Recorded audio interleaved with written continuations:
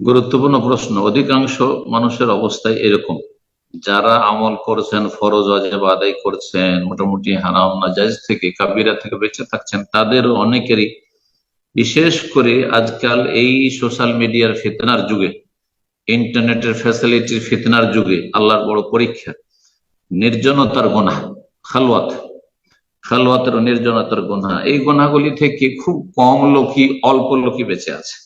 আল্লাহ যেন আমাদের হেফাজত করেন এবং বেঁচে থাকার তৌফিক দান করেন। যেমন সবার সামনে বাইরে আমরা আল্লাহকে ভয় করি এবং আমরা গুনাহ থেকে বাঁচি, তেমনি নির্জনেও আল্লাহ রাব্বুল আলামিন গুনাহ থেকে বেঁচে থাকার তৌফিক দান করেন। বলছেন যে আমরা অনেকে গুনাহ করি, এ কথা বলবেন না, বরং গুনাহ করবেন না ইচ্ছা করে, যথাসাধ্য সর্বাত্মক চেষ্টা করবেন। গুনাহ হয়ে যাচ্ছে, জি, শয়তানের ওয়াসওয়াসায়, কিন্তু গুনাহ করি এমন, এটা গুনাহকে যেন হালকা মনে করছেন না, গুনাহকে এত তুচ্ছ মনে করবে না। লা তাহকিরান্না সাগীরাতান, কাবীরা তো দূরের কথা, ছোট গুনাহকেও তোমরা তুচ্ছ মনে করিও না, হালকা মনে করিও না।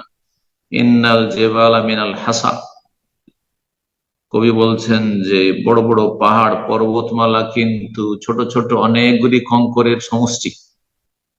ছোট ছোট ছোট ছোট গুনাহ হয়তো হয়তো পাহাড় সমান গুনাহ হয়ে যাবে। আল্লাহ মাফ করুন, আল্লাহ রাব্বুল সংশোধনের তৌফিক দান করুন। এই ক্ষেত্রে একটি পরামর্শ দেব, গুনাহ হয়ে যাচ্ছে, বেশি বেশি তওবা করো।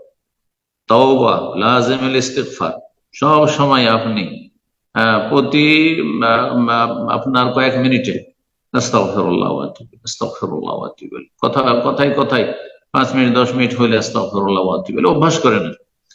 ইস্তেগফার যদি করেন, দিন দুনিয়ার সার্বিক উপকারিতা রয়েছে।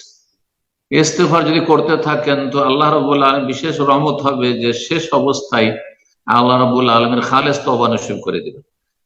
তারপরে মুজাহাদা করা জরুরি, নাফসের বিরুদ্ধে। মন চলে যাচ্ছে ওইদিকে, শয়তান নিয়ে যাচ্ছে, তো শয়তানের বিরুদ্ধে জিহাদ করতে হবে।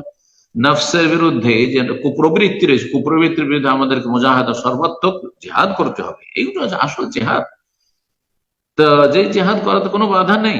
আমি আমার নফসকে কন্ট্রোল করব, আমি লাগাম লাগিয়ে রাখবো, আমি গুনার দিকে যেতে দেব না, আমি শয়তানের নাফরমানি করবো। শয়তান সামনে এসে জবরদস্তি ধরে না, মানুষ যেমন ধরে নিয়ে হাত পা বেঁধে দেয় জালেম, তেমন শয়তান কিন্তু বাঁধতে আসে না। শয়তান শুধু প্ররোচিত করে, শয়তান ওয়াসওয়াসা দিতে থাকে।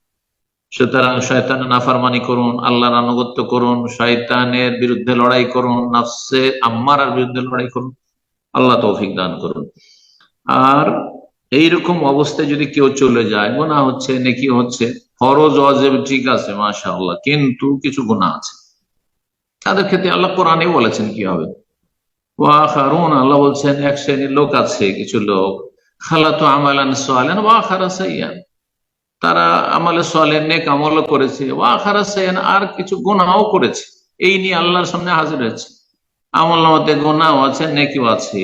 তাদের ক্ষেত্রে আল্লাহ বলছেন আসাল্লাহু আইয়াতুবা আলাইহিম, আশা করা যায় যে আল্লাহ তাদের তওবা কবুল করবেন, তাদেরকে ক্ষমা করে দিবেন। সুবহানাল্লাহ।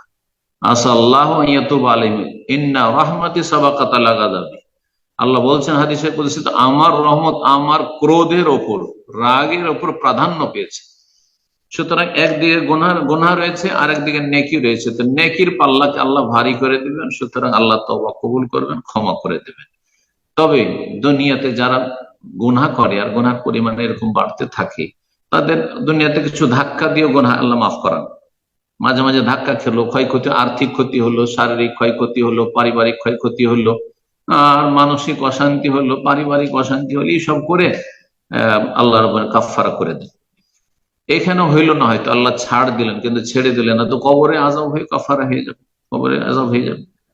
আর আল্লাহ যদি রহম করেন যে অল্প স্বল্প গুনাহ আছে, চলো একে মাফ করে দিই, আল্লাহ রহমত প্রাধান্য পেল, আল্লাহ বিনা শাস্তি দিয়ে মাফ করে দিতে পারেন। আর তারপরে কবরের জীবনের, কবরের শাস্তির পরেও যদি কারো গুনাহ থেকে যায়, তো হাসর মাঠে নবী সাল্লাল্লাহু আলাইহি ওয়াসাল্লামের শাফাআত রয়েছে। আশা করা যায় সুন্নাতের অনুসারী, বেদাতি না হইলে, নাস্তিক না হইলে, বেনামাজি না হইলে, মুসলিম ফাসিকরা নবী সাল্লাল্লাহু আলাইহি ওয়াসাল্লামের শাফাআত পাবে। শাফাআত লি আহলিল কাবায়ের মিন উম্মতি, নবী সাল্লাল্লাহু আলাইহি ওয়াসাল্লাম বলেছেন আমার শাফাআত, সুপারিশ হবে আমার উম্মতের যারা কাবীরা গুনাহ করে দুনিয়া থেকে চলে এসেছে তাদের জন্য। আল্লাহ রাব্বুল আলামিন নবী সাল্লাল্লাহু আলাইহি ওয়াসাল্লামের শাফাআত আমাদেরকে দান করুন। তার আগে আমাদের জীবনে পুরোপুরি সংশোধনী আসার তৌফিক দান করুন। সবসময় তওবা নবায়নের আল্লাহ তৌফিক দান করুন। বারাকাল্লাহ।